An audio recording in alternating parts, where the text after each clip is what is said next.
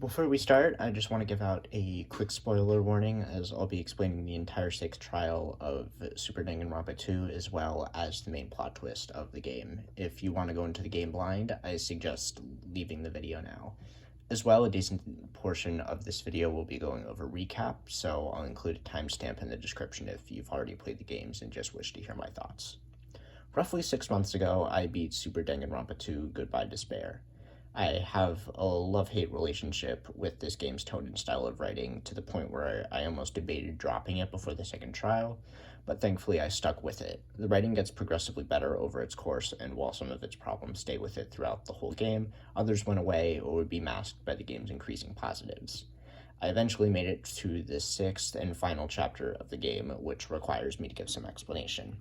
The game takes place on Jabberwock Island, in which 16 accepted students to the prestigious Hopes Academy are there.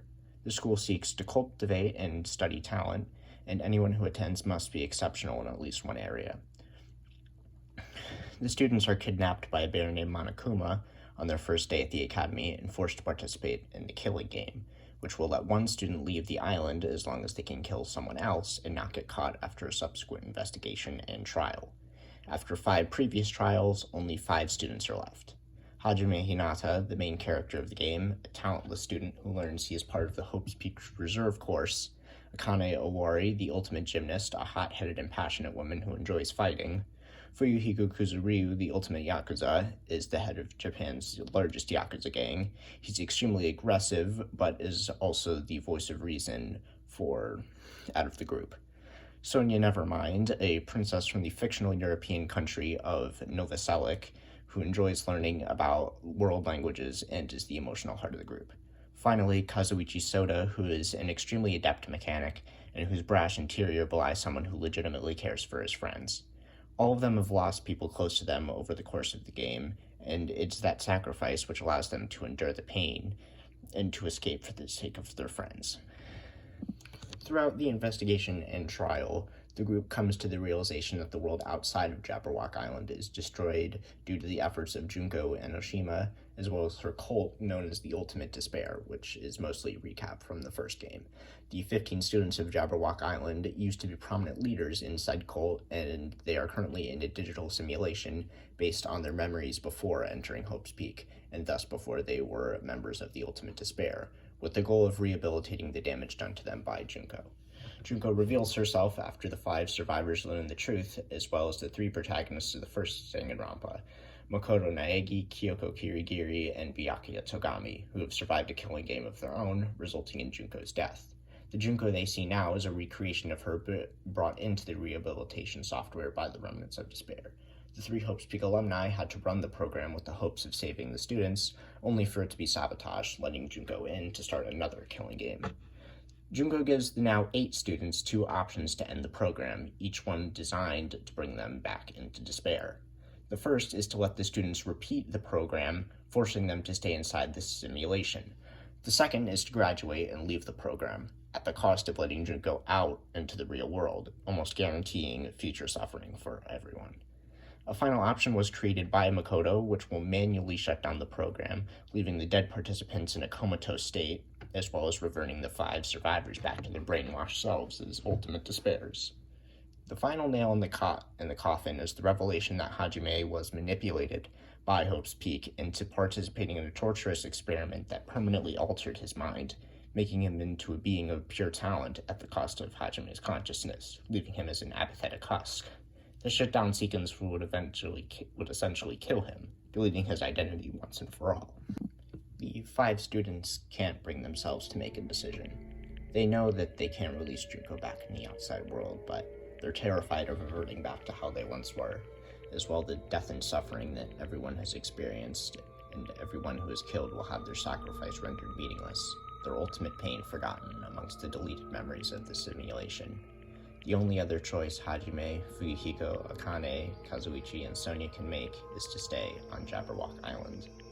The screen fades to black, and as it reopens, I look at the scene that finally broke me. I'll play it out now in full.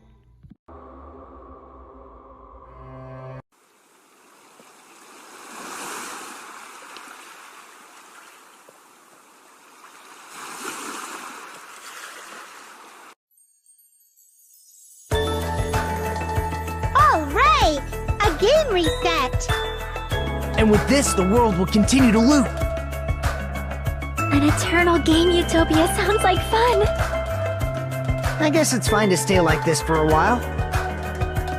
Young master, that is a wise call. Yay! You didn't have to forget us! Yes, there's no way I would forget. And with this, Junko's gone. All right, let's party! I'm gonna showcase my full cooking ability. Just leave the BGM to Ibuki! Hey, can I take a picture to commemorate this? Want to be awed by the sight of my prowess? I've prepared you a training regiment. If you get hurt, let me know. Should I begin with a brief introduction of myself? After all this time?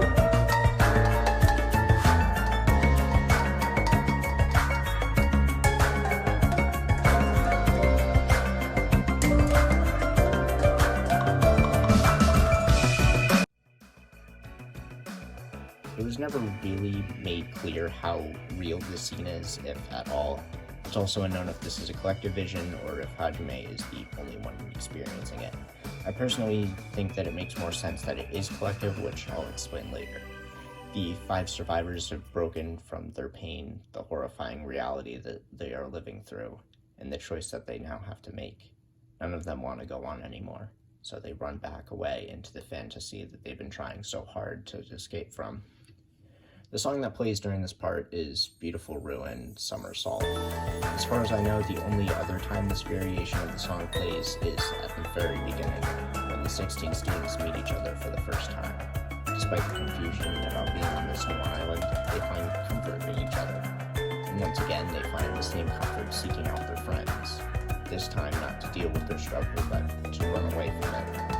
I find it heartbreaking that the difference between the 5 survivors and their conclusions. While the 11 students who have died are happy to join the party, the 5 who are still alive are settling down into this escape. Sonia saying to herself that she can never forget anything. Hugo convincing himself that it's fine to stay.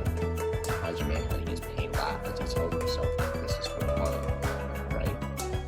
Sitting in my chair, watching the pain in everyone's voices, their desperation to feel comfort. My eyes teared up. It was the only thing